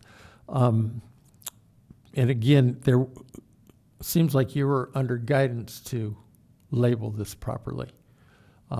Is that true?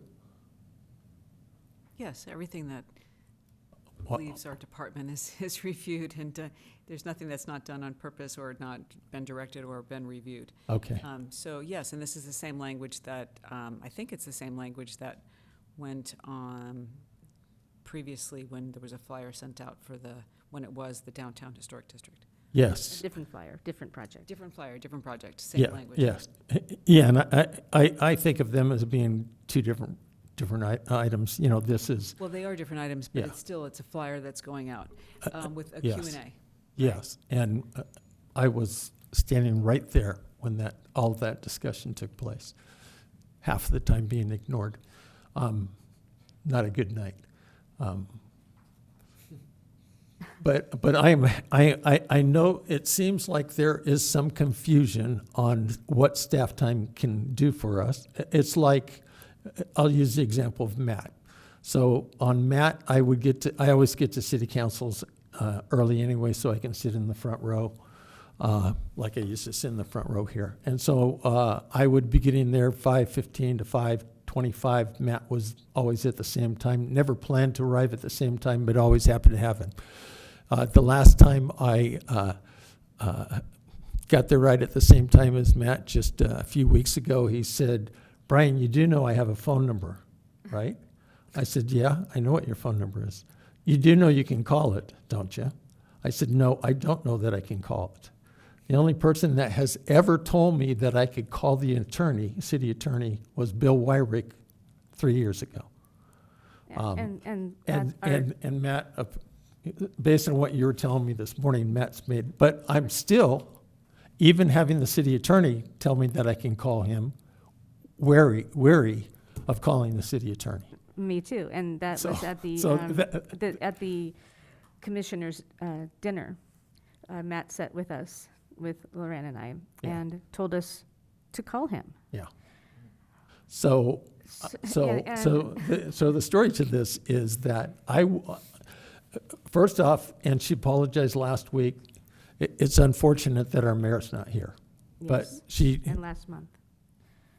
yeah, different things. She was at the Ojai Unified School District. I know, because I saw her at the beginning and I saw her at the end.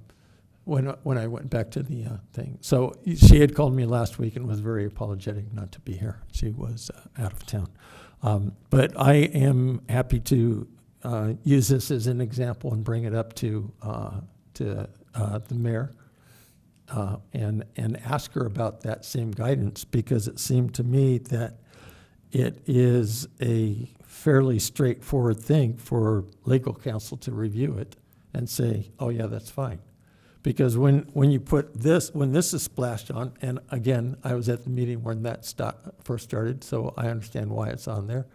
But it still comes across as, well, why would I trust them if the staff in the city and the city attorney And are that's- are saying, okay, well, here's your document, but you're gonna have to stamp it with the, I didn't review it, and the city attorney didn't review it, because I had those same concerns back in September of that year, which basically for what, those aren't the intent purposes. It certainly isn't Mara's intent and purpose. That's still how it comes across And if to you people wanna- we're trying to get to trust us. And also having to take Maura's name off here as well. I mean, this is an older one. Craig Walker's personal email address now is on here. But that was a very small use of staff time to where it would go to Maura, and then Maura would just forward it to the commission, to blind copy the commission, or, we could have one person that it would go to. Yeah. But we are not allowed to, that would make it look like the city supported us. Oh, no, we don't want to do that. So we had to take Maura's name off of it and then stamp this giant red thing. I'm not sending this out like this. I'm just not doing it. It's just, someone's got to Yeah, the way I us. got around that was that my name and phone number and email were on all the documents that I passed out when I was doing the Downtown Historic It District. should not be Craig Walker's personal AOL email address. We are a commission that was appointed by the city that should be going through the city, approved by the city. We need support, and we cannot go further without it. We need some clarification. Again, I understand what you're saying. I understand why Maura declined from having her position on that. That's something that I'm happy to talk with the mayor about, or with the city manager. Yeah, me too. Happy to go with you. I think they would both be receptive to our queries and Well, like I said, I've never be met, able to come up with something that might work for. I haven't met anyone that I haven't liked. And I think we're all here for the same reason. We all we all work of the same goal. So I don't think it's anything except for a clarification of what a commission is. Because we're not a historical society that's a private organization. We are a city commission, and we need to have the city explain to us exactly what that means to them to go forward, because this is not okay. It really isn't. Okay. Mara, are you okay with me talking to the mayor and seeing if I can figure this out? Of course you can talk to the mayor. I know, but I enjoy the fact that we work well together, so. Well, And I don't, again, I'm not trying to put you in the middle. I'm just Yeah, I really trying to am not. understand that, again, she made me aware that this would be on the document, and so when I saw it today. well, I'm not, it's just. I'm not taking it personally. the city of Ojai, whether it be the mayor, the sheriff, whoever it is, everybody employed by the city of Ojai, all of us, not you, that pay taxes for the city of Ojai. This is the city of Ojai, okay? This is the city of Ojai. These buildings are the city of Ojai. And I don't understand why we're so unimportant to everybody. Because without the city of Ojai out there, they have nothing. It shouldn't be a political ploy. It shouldn't be an argument between council members about who gets what, all this going on, even down to who they appoint on these commissions. Who are they going to get to sit here and do all this work? It takes a lot.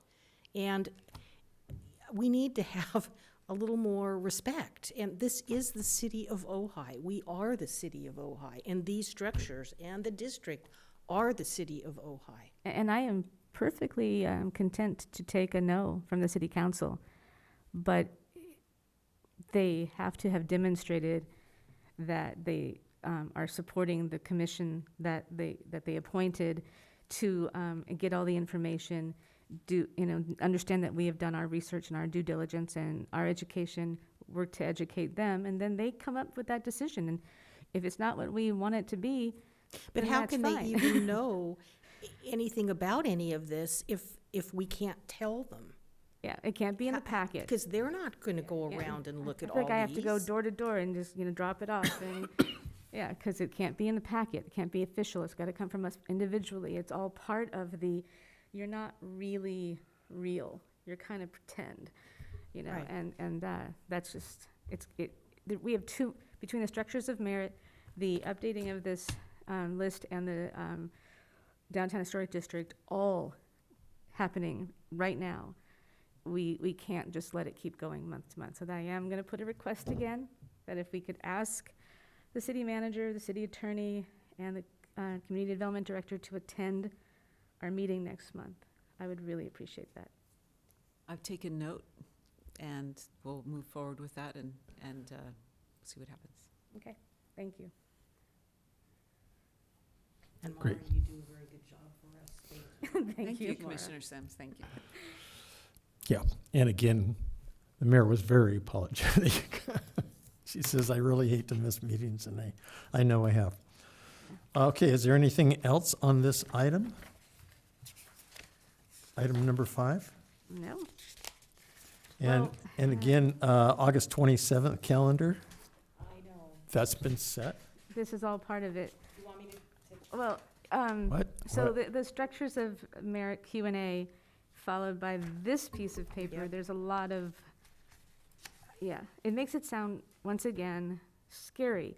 The city should be encouraging to these property owners who have these significant resources for the city of Ojai, that it's a good thing and an incredible, amazing thing that we have these structures by these very prominent architects that have survived 100 years. And the way this is written, there's a lot of inconsistencies to our document. There's a lot of, well, here, you can talk about that if you want to. Well, I think a letter out to the people that own these properties, no matter if they're structures of merit or they're the historic downtown district, it needs to be gracious and it needs to be thoughtful. It needs to be in a way that you tell them how much you appreciate what they have and how fortunate we all are to have these things here and that they are, the stewards of them. And that's, you get much farther with honey than you do with vinegar. And I don't mean that in the way that came out, but I did. I mean, you know what I mean. I think that a friendly, because I know what's going to happen again. These people that have come before us before, they don't understand. That's why this whole sheet that's been prepared that now has all the red stamping all over it was so important to try to get across to these people that we're not trying to take away their property. We're not trying to stop them from fixing them to adding on. There are things that can be done. We're here to help them get money to do that by, offering the building codes and there are all sorts of grants and things that are available. We're here to help. And they get scared. I mean, I know the people up at Crotona, it isn't the entire property up there. It's like 2 or 3 buildings. And same with the school district. And the same with the school The mayor district. was at the school district Yeah. meeting, but maybe didn't have the knowledge and the education to really speak to the fact that it is a landmark building, but how great that is, and Yeah. how great that is for the city, and how it's going to be generating money for many years to come because it's a landmark, because it's protected, and it keeps Ojai charming, and it keeps visitors coming back. It's not a bad thing that it's that it's landmarked. Yet there's people on on their student, this school board, that think of it as a negative thing. They And I think of it that's very It's negatively. our fault. And I Mhm. kept saying it was our fault. The last meeting, I kept saying, we're terrible with education. But when I started looking at this big stamps of the red ink, I started realizing it's not just us. It's because from the top down, they're not getting the right message about what it is being a landmark is, being, part of this community is, and the help. I mean, we have people that sit on this commission that are willing to put in endless hours with the school district if they need us to. We'll contact, people, developers, contractors, will look into state and federal money, anything that they can get. We are willing to help, and I feel like no one is saying that. And when we say it, there's no weight to it because it's not coming from the top down. And whenever we do put something out, it's got these big red things on it. So I feel like we all just need to, that's why I said it, having people here, if we can just understand that we're all on the same team and that we work for the city, trying to make sure that our resources are something that lasts. I think that it's a very positive thing. It's not something that is a power grab. It's not something that's scary or something that's going to make their property get reassessed and all the other things that they worry about. And I just feel like we spend so much time putting out fires when we shouldn't have to. Well, So, one of the, let me jump in there real quick, because we're talking about school districts. So, at our meeting last month, I went over to the school board meeting, started at 5:30 or so. They did their usual things. They knew that I had to go to an HPC meeting, so they let me just share some thoughts. When they introduced me as Brian from the HPC, I reminded them I'm an individual that has to leave immediately for an HPC meeting, just in joke. But I know you had reached out to the superintendent. I had reinforced that with the superintendent. Again, she's a neighbor. And so they are aware of that. I don't know that they're at that stage quite yet. Currently, they're just focusing on housing. They have been, in their declarations, protective of the historical buildings. That could change. You never know. They punted on the meeting. They want to go out and get more information. So they didn't make any decisions, although the July meeting was going to be a go, no-go meeting. It was interesting that I was there for the beginning. We did our whole meeting, and then I rushed back over there, and I sat in the same spot next to the same city employee, Sarah, and watched and they hadn't yet got to the part about the landmark 3.8, so good timing. So we're watching what's going on. And I know that and you've got your being- eyes on it. I just want them to know that we are there for them. We're not there against them. I think they thoroughly believe that in this round. Well, I'm the one that sits there on the second row this time and watches each of them. Yeah. I haven't I talked watched to them from others home. individually. I but- watched that particular thing almost twice, and it was 4.5 hours long, and I was appalled at, this can't be retrofitted, blah-de, blah-de, blah. It sure can be retrofitted. It can be retrofitted for, Yeah, let's move on from the school district, well, so. it's part of this whole situation. They don't understand either. It's Except- education. I'm Except trying. we are on the structures of merit, and we, instead of, Right. we do need to move on. Yeah, Okay. yeah, Yeah. the It's structures respect- of merit respect- doesn't include that Right, part of the school. respectfully. Yeah, And- so, let's see, anything else on item number 5?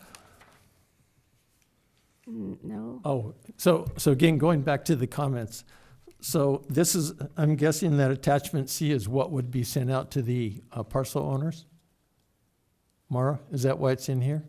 This went out to the parcel this went out just like every HPC meeting we sent out. Okay, a so notice. this one had already gone out? Yeah, Okay, it went out for tonight's meeting. okay. I didn't know you knew August 27th already.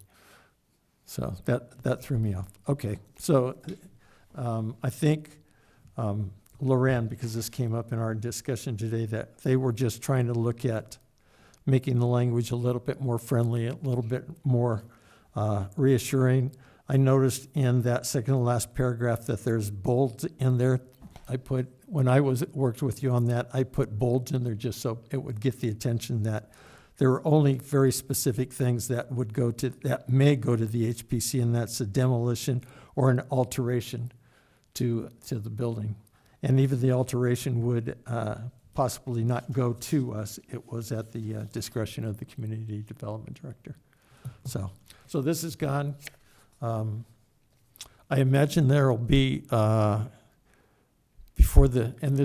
is this letting people know then of the city council so they won't get any more No, they're gonna- notifications? They're going to get a notice before the the city council meeting. Okay, and will that go out as a part of the essentially council package rather than coming from us? And Right, exactly. It'll Okay. be a notice. It won't be, this is an HPC meeting Right.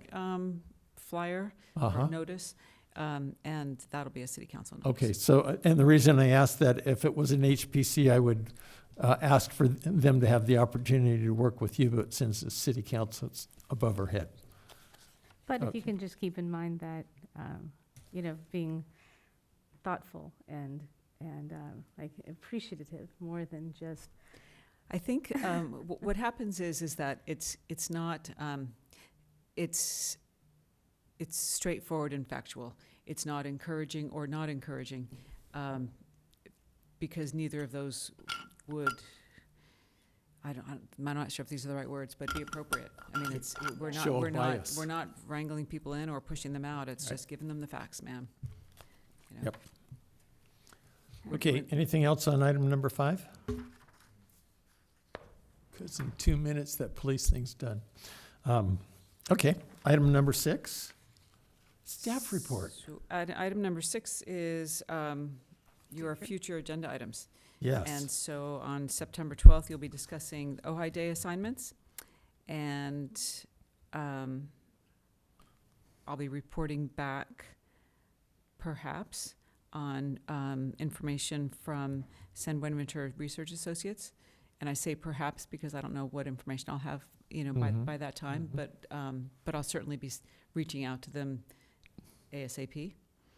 And then we'll have updates on the agenda, just like we normally do. Oh, and there's another item that's not on here that I believe is going to be on that meeting, but there are no promises, and that is repainting the city-owned portions of the arcade, and it's exact same colors and paint type. So, but it's going to come here for a major work permit. But they're not changing any colors. But anyway, I'm waiting for information from Public Works, and if we get it in time, it'll be on the next agenda. Okay, great, thank you. And then we have Ojai Day coming up. So before next meeting, people might want to start thinking about, because you'll be discussing the different assignments Mm-hmm. for Ojai Day. So if you start thinking about it between now and the September meeting, then you'll be more prepared to talk about it and what it is that you want to do. And Rick already told me before the last meeting that he wants to be there to set up, so. okay, and you want Very ahead to of his. wear the striped uniform, He has Or the- yeah. and you want to wear the striped costume. Yes, of course. yeah, that's a And we night. will have Richard Sennett there, Right. so that's exciting. And Richard Sennett might want to Nothing be Just thinking. at one of our, I'm not sure if he wants to come to an HPC meeting. I'll invite him. Sure. Have you met Richard? Oh, yeah. Oh, you have, okay. Rick? I've not met him. Whoa. And you grew up here? I've read his No? columns for years. Oh, yeah, so he's a I've- crazy guy. I've never, I don't know who he is. I He's was the, going through piles of old school paperwork for my son's education, and I found all of the paperwork from his government class that he took, and all the filling. It was, I have to show it to you, because you could feel the Richard Sennett flair in it. Yeah. It was, but he did a really good job as a specialist teacher at our school, Oh, that's fabulous. teaching government Yeah, he's a Ventura County ghost hunter. And he's gonna bring his, what, That's- divining rod, his, A Divining divining rod rods. that changed your life. it did, seriously, I was not a believer. I am now. Okay, anything else on future agenda items? We've got that visionary joint council meeting and the visionary chair selection. So on the chair selections, again, going by what I said, so I anticipated best case is that we will have our additional 2 council members in October. In order for us to have the vice chair and chair selection, we don't have to have all 7. We have to have, I think we have to have enough fully qualified commissioners to fill a quorum. Is that correct?